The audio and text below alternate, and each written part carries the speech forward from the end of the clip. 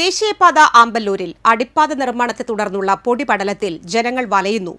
Service റോഡുകൾ സഞ്ചാരയോഗ്യമാക്കാത്തതും പൊടിപടലം ശമിപ്പിക്കാൻ വെള്ളം തളിക്കാത്തതുമാണ് രൂക്ഷമായ പ്രതിസന്ധിക്ക് കാരണം. മഴ മാറി നിന്നാൽ ദേശീയപാത പൊടിയിൽ മുങ്ങും. രൂക്ഷമായ പൊടി ഉയർന്നിട്ടും പേരിന് മാത്രം വെള്ളം തെളിച്ച് ജനങ്ങളുടെ ക്ഷമ പരീക്ഷിക്കുകയാണ്. കുഴികൾ നികത്താൻ പാറപ്പൊടിയും മണ്ണും നിരത്തിയ പാതകളിലൂടെ വാഹനങ്ങൾ കടന്നു പോകുമ്പോൾ വഴി കാണാനാകാത്ത രീതിയിൽ പൊടി ഉയരുകയാണ്.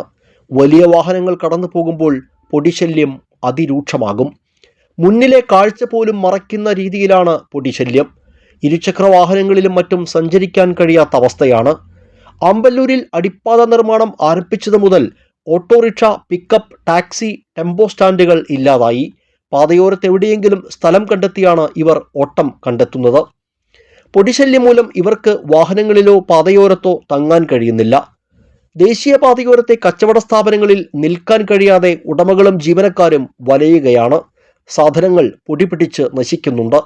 ലക്ഷങ്ങൾ മുടക്കിയ യന്ത്രസാമഗ്രികളും മറ്റും പൊടിയിൽ മുങ്ങി നശിക്കുകയാണെന്നും ജീവനക്കാർ ഗുരുതരമായ ആരോഗ്യ പ്രശ്നങ്ങൾ നേരിടുന്നതായും വ്യാപാരികൾ പറയുന്നു. 1 വർഷമായി ഈ ദുർഗതി. പലരും വ്യാപാര സ്ഥാപനങ്ങൾക്ക് മുന്നിൽ പ്ലാസ്റ്റിക് ഷീറ്റുകൾ കൊണ്ട് മറച്ചിരിക്കുകയാണ്. വലിയ വാടക നൽകി നടത്തിക്കൊണ്ടുപോകുന്ന സ്ഥാപനങ്ങൾ പ്രവർത്തിപ്പിക്കാൻ കഴിയാത്ത വിധം പൊടിശല്യം ദുസ്സഹമാണെന്ന് വ്യാപാരികൾ പറയുന്നു. ഈ പണി തുടങ്ങിയതിനു ശേഷം, പ്രത്യേകിച്ചും മഴ മാറിയതിനു ശേഷം ഭയങ്കര പൊടിയാണ്. വളരെ വില പിടിച്ച മെഷീനൊക്കെ ഈ കാണുന്നത്.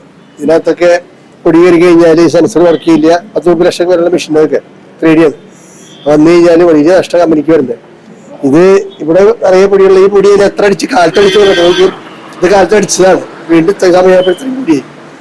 അപ്പോൾ ഇങ്ങനെ എനിക്ക് ചെയ്യാൻ പറ്റിയ പണി എപ്പോഴും ഈ ഭയങ്കര വെയിലുള്ള സമയങ്ങളിൽ 1-2 പ്രാവശ്യമൊക്കെ ഈ പൊടി നിൽക്കാൻ വേണ്ടി നനച്ചു കൊടുക്കാൻ പറ്റും. ഇവിടെ ആദ്യം സംവിധാനം ഉണ്ടായിരുന്നു. പക്ഷെ ഇപ്പൊ ഇവരെല്ലാം പോയി കൊടുക്കാം, വണ്ടിക്ക് പോയി. അപ്പൊ ദിവസം 2 പ്രാവശ്യം നനച്ചു കഴിഞ്ഞാൽ കുറെ സമയം ഉണ്ടാവും. അതുപോലെ രാവിലെ വന്നു കഴിഞ്ഞാൽ ഈ പൊടി അടിച്ചു കഴിഞ്ഞാൽ വലിയ പണിയോടെ.